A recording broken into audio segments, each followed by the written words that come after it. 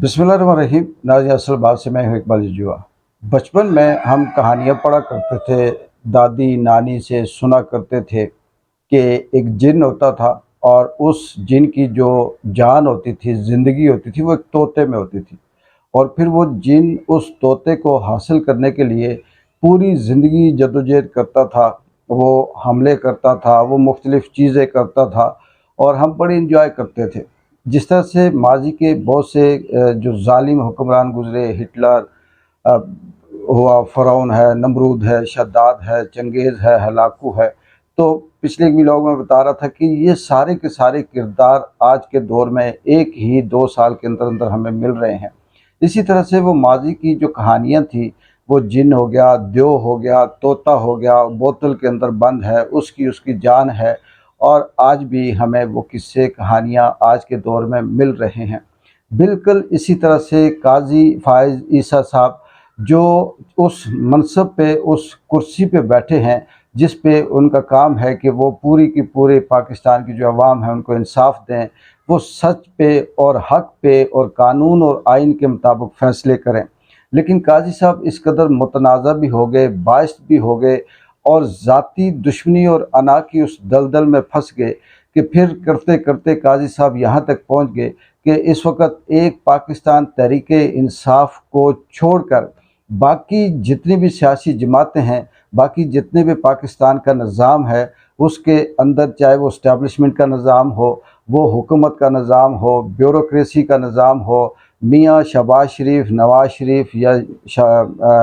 Peoples party के आसिफ ज़रदारी हों या दीगर जितने भी हैं, इन सारे सिस्टम की या रियासत की जो जान है, वो एक काज़ी की एक्सटेंशन पे है। अब ये सारे का सारा निज़ाम काज़ी की उस एक्सटेंशन को लेने के लिए कुछ न कुछ ऐसे रास्ते हमवार कर रहा है। काज़ी वो तोता बन चुका है जिसके अंदर तमाम जिन तो मैं नहीं कहूँगा, जिसके अंदर इन सारे ज़ालिमों की, इन चोरों की, इन डाकुओं की, इन फार्म 47 के और रजीम चेंज के पैदावारों की, इन ज़ाती दुश्मनी लेने वालों की और मुल्क पाकिस्तान और 25 करोड़ अवाम के ऊपर कब्ज़ा करने वालों की, इनकी ज़बाबंदी करने वाले या इनके साथ जुल्म ज़्यादती करने वाले जितने भी लोग हैं, ये तब ही अपने आप को महफूज समझते हैं या तब भी अपने आप को ज़िंदा समझते हैं कि काज़ी को मज़ीद एक्सटेंशन मिले। और काज़ी वो तोता है कि अगर उसकी एक्सटेंशन नहीं मिलती, वो अगले नवंबर में, ये जो आने वाला है 2-4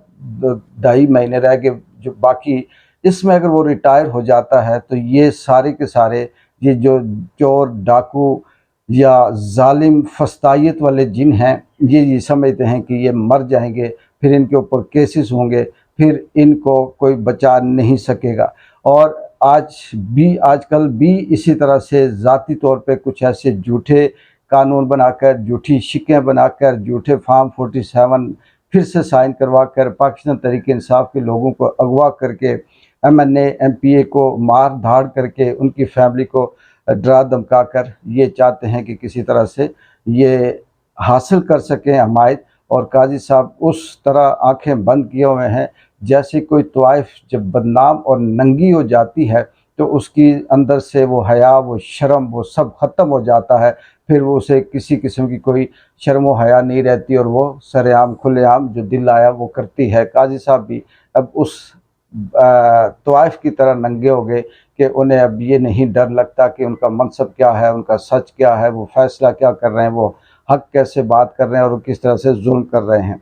आगे आते हैं नाज़रीन, डिजिटल दहशतगर्दी असल में ये क्या चीज़ है? ये एक लंबी कहानी है, इसको समझते-समझते टाइम लगेगा, लेकिन ये बिल्कुल ऐसी है। बहुत दफ़ा आप सबके साथ ये हुआ होगा, तजुर्बा हुआ होगा, किसी भी कंपनी से, इदारे से, किसी जगह से अगर किसी शख्स को निकालना हो, तो वो जो कंपनी होती है वो एकदम से उस शख्स को नहीं निकालती। वो सबसे पहले क्या करती है कंपनी या इदारा, किसी मुलाज़िम को अपने निकालने के लिए उसका जो काम होता है उस पे अचानक छापा मारती है और छापा मारकर फिर ये कहती है कि आप चेक करवाएँ आप क्या काम कर रहे हैं। उस दौरान उसका जो काम होता है उसमें उसने चाहे जितना मर्ज़ी 100% काम किया हो, उसमें से कोई ऐसी गलती निकाल कर फिर वो जो कंपनी होती है वो आगे एक रिपोर्ट देती है सीनियर को और ये कहती है कि ये बंदा जो है ये कंपनी में काम सही नहीं कर रहा। उसे बुनियाद बनाकर फिर एक लंबा ऑडिट तैयार किया जाता है, जिसमें ये कहा जाता है कि तुम्हारे काम की वजह से इस कंपनी को ये नुकसान हो गया, तुम्हारे काम की वजह से हमारा ये गाहक कस्टमर ख़राब हो गया, तुम्हारे काम की वजह से हमें इतना लॉस हो गया, तुम्हारे काम की वजह से हमारी ये मार्केट ये बेइज्जती हो गई। फिर वो उसे बुनियाद बनाकर उस पे पाबंदी लगा देते हैं कि तुम्हारे इख्तियारात अब ख़त्म, तुम ये भी नहीं कर सकते, तुम फ़ोन भी नहीं कर सकते, तुम बाहर नहीं जा सकते। और वो उसे इतना मजबूर कर देते हैं कि फिर या तो वो खुद ही छोड़ जाएगा या फिर कंपनी करते करते इल्ज़ाम लगाती है। इसी तरह से बिल्कुल जो मौजूदा रियासत है, जो पावर है, इसने जब देखा कि सोशल मीडिया कहीं से भी काबू नहीं आ रहा, चाहे उसे हम फायर वॉल लगा कर काबू करें या उस पर पाबंदी लगाएं या उस लोगों को उठाएं, फेक आईडीज़ बनाकर उसके मुकाबले में प्रोपोगंडा करें और फिर उसके बाद पूरे मुल्क के इंटरनेट को जाम कर दें, बंद कर दें, स्पीड स्लो कर दें, लेकिन फिर भी सोशल मीडिया वो अपने कंट्रोल से बाहर है, वो हक़ और सच दिखाने बताने से बाज नहीं आता। वो जो इलेक्ट्रॉनिक मीडिया है, प्रिंट मीडिया है, इन सब के ऊपर व्हाट्सएप से आने वाली ख़बरें नशर होती हैं और लिखी जाती हैं, लेकिन सोशल मीडिया ऐसा है जो सब कुछ हक़ और सच दिखाता है। अब इसमें 2 चीज़ें हैं, एक ये है कि social media real, genuine, organic है, इसके अंदर कोई फेक ऐसी चीज़ नहीं है। लोग बच्चा ये समझ चुका है कि असल कहानी क्या है, कौन क्या कर रहा है, इसलिए इसकी ज़रूरत नहीं है कि वो सोशल मीडिया किसी कोई टीम की सूरत में काम कर रहा हो। हर जगह पे वो शख्स जिससे जो समझ आती है वो लिखता है। फिर उस सोशल मीडिया को कैसे कम बंद किया जाए, इन्होंने पाकिस्तान तहरीक-ए-इंसाफ के दफ्तर पे छापा मारा। छापा मारने के बाद फिर उसी तरह से उन पे इल्ज़ाम लगाया। उनके जो ऐसे ही अपनी तरफ से कह दिया कि इनके राब्ते इंडिया से हैं, ये पूरी दुनिया में पाकिस्तान के ख़िलाफ़ प्रोपेगेंडा करते हैं, ये दहशतगर्द हो गए, ये नफ़रत फैलाते हैं। और फिर उससे बहाना बनाकर उसे पाबंद भी किया गया और फिर उन्हें डिजिटल दहशतगर्दी का नाम देकर हर आम व ख़ास को जो इस पे काम कर रहा है, उसे हरासा भी किया जा रहा है, उसे डराया धमकाया भी जा रहा है। असल वजह, असल चीज़ ये है डिजिटल दहशतगर्दी। आगे आते हैं, बात वही है कि जो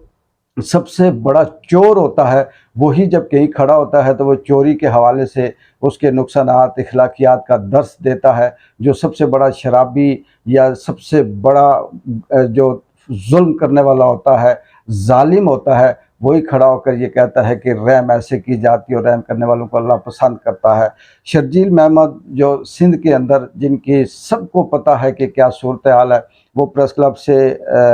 बात करते हुए आज़ादी सहाफ़त का दर्स दे रहे थे। वो आज़ादी सहाफ़त जो ख़ुद से अगर देखें तो सिंध के अंदर जितने ज़्यादा सहाफ़ी मारे गए, जितनी पाबंदी सिंध के अंदर है, जितना जुल्म सहाफ़ियों के ऊपर सिंध में किया जाता है, शायद पाकिस्तान के किसी और सूबे में किया जा रहा हो। और शर्जील महमूद साहब ये कहते हैं कि आज़ादी सहाफ़त वो है जो हम कहें, आज़ादी सहाफ़त वो है जो हमें पसंद आए, आज़ादी सहाफ़त वो है जो हमारे हक़ में हो, आज़ादी सहाफ़त वो है जो आसिफ अली ज़रदारी को ये कहे कि ये बहुत अच्छा शख्स है जिसने पूरे पाकिस्तान की तबाही करके, लूट कर, खा कर, गरीबों के ज़मीनों पे कब्ज़े करके और वो वहाँ पे बैठे हुए हैं। पाकिस्तान के अंदर जो सोच डेवलप हो रही है वो 2 तक़सीमों में, 2 हिस्सों में तक़सीम है। एक वो सोच है मुसलसल जुल्म करने पे ऊपर और कब्ज़ा करने पे है और लोगों को रोकने, मारने, दाड़ने पे है। और दूसरी सोच वो है जो अब बागी हो चुकी है,